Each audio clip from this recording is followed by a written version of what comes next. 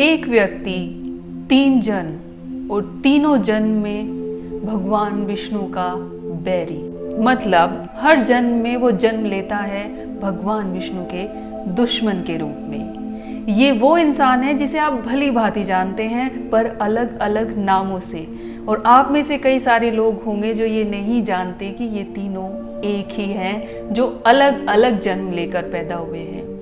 ये है हिरण्यकश्यप, रावण और शिशुपाल। चलिए जानते हैं आज ये रोचक कहानी। क्यों लेने पड़े तीन जन्म और तीनों जन्म में क्यों बने भगवान विष्णु के बैरी। बहुत पुरानी बात है। वैकुंठ धाम के द्वार पर दो पहरेदार थे, जय और विजय। वो सच्चे भक्त थे, मगर एक दिन उनसे एक भूल हो जाती है। चार छोटे से दिखने वाले ऋषि वहां पर आते हैं, जिनका नाम सनक, सनातन, सनंदन और सनत कुमार होता है। वो चारों ऋषि भगवान विष्णु से मिलना चाहते थे। जय विजय उन्हें पहचान नहीं पाते और उन्हें रोक लेते हैं। बस फिर क्या था, ये चारों छोटे दिखने वाले ऋषि जय और विजय को श्राप देते हैं। और श्राप में उन्हें क्या मिलता है? 3 जन्म तक पृथ्वी पर रहना और भगवान विष्णु से दूर रहना। भगवान विष्णु वहां आते हैं और मुस्कुराते हैं और जय विजय से बोलते हैं कि जरूरी नहीं है कि तुम मुझसे बैर रखो।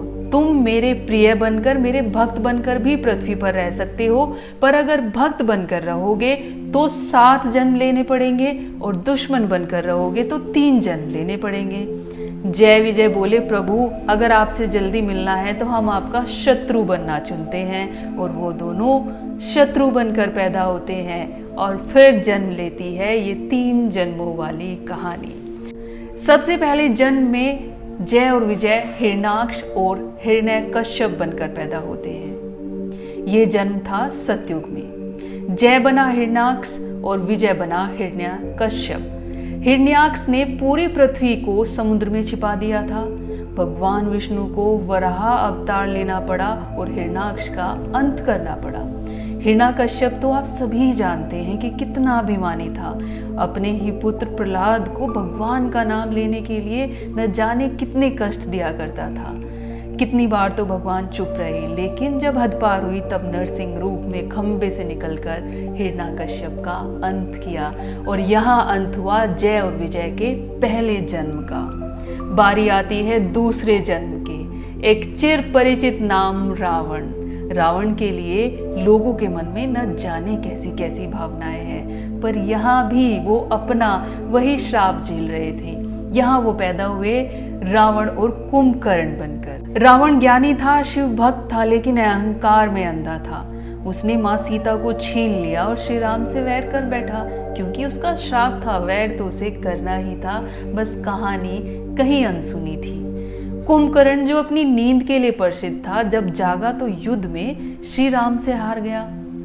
श्री राम ने रावण को चेतावनी दी, लेकिन जब सीता को उसने नहीं लौटाया तो राम ने धर्म युद्ध किया। और फिर इस जन्म में भी भगवान विष्णु के हाथों इनका हो जाता है वध, और यहाँ खत्म हो जाता है जय और विजय का दूसरा जन्म, जो इन्होंने लिया था रावण और कुंभकर्ण के रूप में। अब बारी आती है तीसरे जन्म की। ये तीसरा जन्म था महाभारत काल में एक बहुत ही जाना पहचाना नाम। तीसरे और अंतिम जन्म में जय बना शिशुपाल। पर इसके जन्म में यहाँ एक अजीब सी बात थी। इस बच्चे की 3 आंखें थी और 4 भुजाएं थी। डर के मारे सब घबरा गए। तभी एक आकाशवाणी होती है और बोला जाता है, जो भी इंसान इसे अपनी गोद में लेगा, अगर इसके ये 4 भुजाएं और जितनी भी ज्यादा आंखें हैं, अगर ये गायब हो जाती हैं तो ये उसी इंसान के हाथों मारा जाएगा। और ये शिशुपाल कोई और नहीं, श्री कृष्ण की बुआ का बेटा था। जब श्री कृष्ण इससे मिलने के लिए आते हैं और जैसे ही शिशुपाल को अपनी गोद में लेते हैं, उसके सारे अतिरिक्त अंग गायब हो जाते हैं। उसकी माँ घबरा जाती है और कहती है, हे कृष्णा, मेरे बच्चे को बख्श देना। इस पर श्री कृष्ण कहते हैं, मैं वादा करता हूँ इसके 100 अपराध क्षमा करूँगा। 101वां अपराध अगर हुआ तो फिर मुझे न्याय करना पड़ेगा। समय बीता, शिशुपाल बड़ा हुआ और उसने रुक्मिणी से विवाह की इच्छा जताई। लेकिन रुक्मिणी तो मन ही मन कृष्ण को चाहती थी। शादी वाले दिन श्री कृष्ण ने रुक्मणी को ले जाकर उससे विवाह कर लिया। इससे शिशुपाल का अहंकार चूर चूर हो गया, उसके अहम को ठेस पहुंची, तो उसने कृष्ण के प्रति घृणा शुरू कर दी। महाभारत काल में युधिष्ठिर ने जब राजसूय यज्ञ किया, यज्ञ के वक्त जब कृष्ण को अग्रपूज्य बनाया गया तो शिशुपाल को बहुत क्रोध आया। जैसे ही श्री कृष्ण सभा में पधारते हैं, शिशुपाल उन्हें गालियां देना शुरू कर देता है।